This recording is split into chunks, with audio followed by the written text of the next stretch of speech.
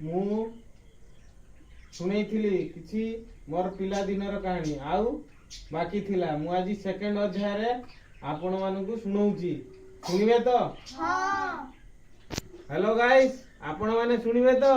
ଠିକ ଅଛି, ଶୁଣନ୍ତୁ ତେବେ। ମୁଁ ଷଷ୍ଠ କ୍ଲାସରେ ସେତେବେଳେ ପଢୁଥିଲି। ଷଷ୍ଠ କ୍ଲାସ ପଢି ଚାଲିଲି। ତା ମଧ୍ୟରେ ଆମର ଟଙ୍କାର ଅଭାବ, ବହୁତ ଧାନ ବି ଚାଷ ପାଇଁ ବହୁତ ଧାନ ଚାଉଳ ଟଙ୍କା ପଇସା ବହୁତ ସବୁ କିଛି ଅଭାବ ଥିଲା। ଆମେ ତାରି ଭିତରେ ପରିଶ୍ରମ କରି ଆଗକୁ ଆଗକୁ ପାଠ ପଢି ଚାଲିଲୁ। ପଞ୍ଚମ, ଷଷ୍ଠ, ସପ୍ତମ, ଅଷ୍ଟମ, ନବମ ପାଠ ପଢି ଚାଲିଲୁ। ଏମିତି ଦଶମ ଯା ପାଠ କମ୍ପ୍ଲିଟ ହେଇଗଲା। ତାପରେ ତା ଭିତରେ ବହୁତ ବାଧା ବିଘ୍ନ ଆସିଛି। ମୋର ଦେଇ ଯେ ବାହାଘର ହେଇଗଲା, ଆଉ ତା ଭିତରେ ଆମେ ନବମ କ୍ଲାସ ପଢିଲା ଭିତରେ ମହାବାତ୍ୟା ଆସିଥିଲା। ଅନେଶତର ବାତ୍ୟା। କି ବାତ୍ୟା କୁହନ୍ତି?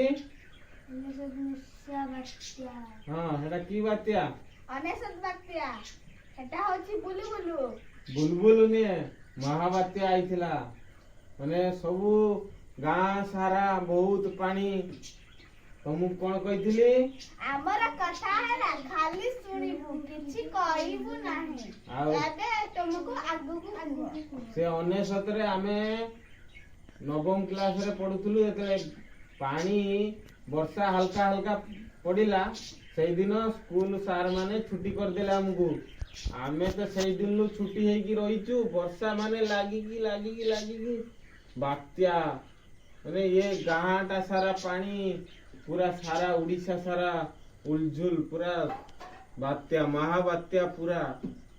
ଏ ଗାଁରେ ଏତେ ଜୋର ପାଣି ଯେ ପୁରା ଗାଁ ବି ଦେଖା ଯାଉନଥିଲା। ସଡକ ବୁଡିକି ସମୁଦ୍ର ପୁରା। ୟା ଭିତରେ ଆମ ଯୋଉ ଜମି ଅଛି ସବୁ ପୁରା ଡଙ୍ଗା ଚାଲିଥିଲା, ରିଲିଫ ବଣ୍ଟା ହଉଥିଲା। ସେତେବେଳେ ଗଲା ପରେ ଆମେ ଦଶମ କ୍ଲାସ, ମହାବାତ୍ୟା ଗଲା ପରେ ଦଶମ କ୍ଲାସ ପଢିଲୁ। ଦଶମ କ୍ଲାସ ପଢିକି ତମକୁ କଣ କହିଥିଲି? ଆମର କଥା ହେଲା ଖାଲି ଶୁଣିବୁ, କିଛି କହିବୁ ନାହିଁ। ତୁମେ ଆଗକୁ କୁହ। ଠିକ ଅଛି। ମୁଁ ଦଶମ କ୍ଲାସ ପଢୁଥିଲି। ପଢି ପାଢିକି ପାଠ।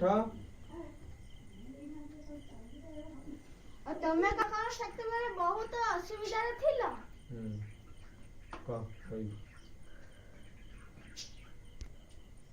ତୁମେ କଣ ସେତେବେଳେ ଅସୁବିଧାରେ ଥିଲ? ହଁ, ଧାନ ଚାଉଳ ପଇସା ଟଙ୍କା, ଜମିର ଅଭାବ, ସବୁଥିରେ ବହୁତ ଅଭାବ ଥିଲା। ତା ଭିତରେ ଆମେ, ମୋ ବାପା ବହୁତ ପରିଶ୍ରମ କରିକି ଆମେ ସବୁ ବହୁତ ପାଠ ପଢିକି ଦଶମ ପାସ୍ କଲୁ।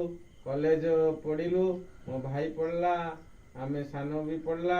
ମୋ ଦେଇ କିଛି ଅଳ୍ପ ପାଠ ପଢିକି ବାହା ହେଇଯାଇଥିଲା। ଏମିତି ବିତିଗଲା ଆମର ଦଶମ, କଲେଜ। ତାପରେ ଆଉ ପାଠ ବହୁତ ଦୂରକୁ ଯିବାକୁ ଥାଉ, ଆଉ କିଛି କର।